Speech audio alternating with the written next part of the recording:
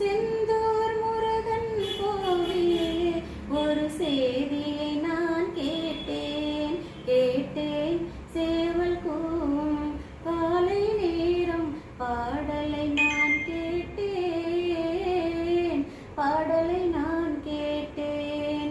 கண்கள் இரண்டு வேலென எடுத்து கையோடு கொண்டானடி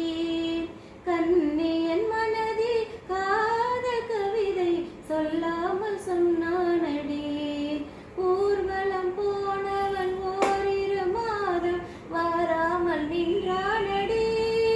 வாராமல் வந்தவன் பாவை உடலை சேராமல் சென்றானடி செந்தூர் முருகன் கோவிலிலே ஒரு செய்தியை நான் கேட்டேன்